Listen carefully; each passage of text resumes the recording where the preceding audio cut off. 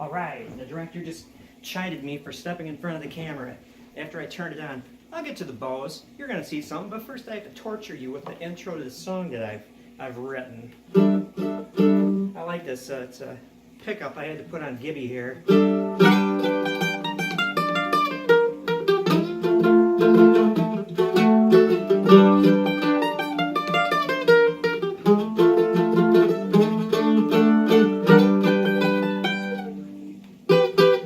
Enough of that.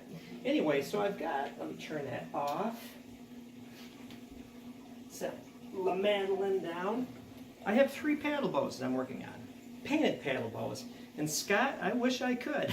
Scott of Stick Bow fame, Snake River Stick Bow, was asking me in regards to the generations, and definitely I have like these evolutions, these instars of paddle bows that have been like growing for the past 10 years or so, maybe 12 years, maybe 14, I don't know, it's been a while. And honestly, if I sat down and thought about it, I probably could. But I have 3 bows here.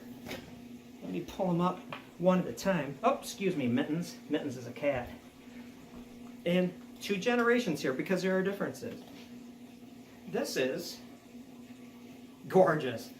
But this would be like one style. It's not a fully rounded back, but it's a mostly rounded back. And this is what I have been producing lately. This is gorgeous. Let me just hold it kind of still here. Hopefully the whole thing is in the screen. A wild paint scheme, kind of a takeoff on a West Coast, but the West Coast bows I don't believe had these wild lines with dots in them. I wish I could remember the name of the bowyer that did that. Just dots, like almost Australian Aboriginal kind of a painting. But again, it's not a reproduction of any particular native style bow. It is my own kind of take on the paddle bows, mostly based on the West Coast, but these are John PBs. Gorgeous. This one is just a titch under 50 pounds at 50 inches a draw, 28 inches a draw. About 50 pounds or so. Gorgeous bow. And I'm not going to say these are for sale yet. Not until I shoot a bunch of arrows, and the next video I show you it will be for sale. 3 paddle bows. None of them are called for yet. Beautiful bow. And nice 2 coats of spar urethane finish, nice and slick on the back. Buckskin handle. I believe it contrasts nicely with that. Signed, let's see what it says here. It's my signature, and then it's like 2019, March of 2019. Legacy, 1 of 3. This is a series. This is a generation bow. Up till a couple weeks ago, this was the newest generation of bow. Don't think it's any less of a bow than the next generations. It's gorgeous. Rawhide back, durable. And whoever buys these things, use them.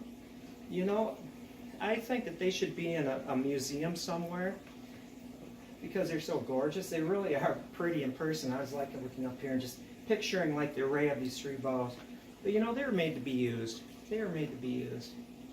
Okay, you memorized that one, you got it in your head. Number 2, the Legacy series. In new string, so it's stretched, the brace is low. This is that Tolowa inspired design. I'm trying to think, this is the heaviest one. This is number 2, my signature 3, 2019, Legacy 2 of 3, and then Tolowa. Beautiful bow. Beautiful bow. Finished, nicely tillered. My name is on the lower limb. When it's on the bench and I measure here, when it's fully braced, again, the new string, so it's stretched a little bit.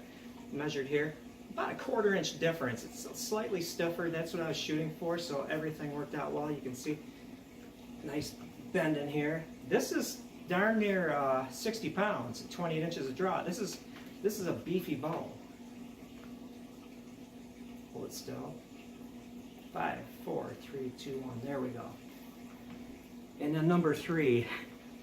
This reminds me of Motorhead. You know Lemmy, the bass player? And I'm thinking, the next one I do like this should be Ace of Spades. Then it would be a Lemmy-inspired ball. This one is, it's the mid one, a little over 50 pounds, maybe towards 55, I don't know, I'll scale them. The Tolowa one is the heavy one. And why these are a different generation, let's take a look at these two. Sinew. The tips have sinew on them. Beautiful. And I use backstrap sinew because it has a different quality than leg tendon. For one thing, you're not pounding it with a hammer. It's a different thing. So it's a little stiffer when it goes on. And it has really beautiful texture. I'm like stabbing them. But got the sinew on the tips. And also, you've seen these before, perfectly rounded to a 20-inch diameter tree. And then it grades into this one is then triangular cross section going here, so it has that keel going all the way to the tip. So that's quite spectacular. And then this one, a little different. It has fully rounded to a 20-inch diameter, going to that keel, so it's flat right here, and then it kind of zooms up. So you'd have to be here to see the finer points of the tips. And I do appreciate that this has a simpler kind of a hand wrap, but the other ones just, the Tolowa, they wouldn't have had like this style of hand wrap. This is more John style, so I went with this. And the hand wraps kind of add to them. There you go. So let's bring them all back. This is so Old West, this leather right here is beautiful, and the next time you see them again, they will be outside. I will be flinging arrows through them, killing my frozen hay bale, or flight shooting down at the beach. We'll see. But there they are. These three bows, uncalled for. Probably this side of 50, maybe 49 at 28 inches. If you can't pull back 50 comfortably, then shoot it at 26 inches. These things are flexible. Tolowa, pretty heavy. If you can't shoot a 60-pound bow, then maybe, not consider this one. Or else, the less you pull it back, the lighter it is. So shoot it at 25 inches, if that's comfortable for you. And on this one, the Lemmy bow. Well, it will be the Lemmy bow, and it's got Ace of Spades and not black diamonds. There it is. Beautiful, beautiful bows. I'll even be generous and throw in an extra bowstring for each one. Yeah, nice. And, if you want one of my paddle bows, you don't have one so far, definitely, shoot for these, because it might be a while. It might be months and months before I make another paddle bow. It is spring here at the Swift, April 1st. I am on duty. That is that. Have a good one. Thank you for watching. Appreciate your patronage. Honestly, out of all the bows that I've made, there's something special about the firsts. And these are all firsts, believe it or not, in certain ways. But I shall photograph the heck out of them. I'm going to pass them around to some art galleries downtown just to show them what I do, because we're all buddies in this little bird. Yep, those are nice bows. Those are beautiful bows. Those are amazing bows. Whoever gets them, you're going to be lucky. So if you want them, beg, borrow, or steal.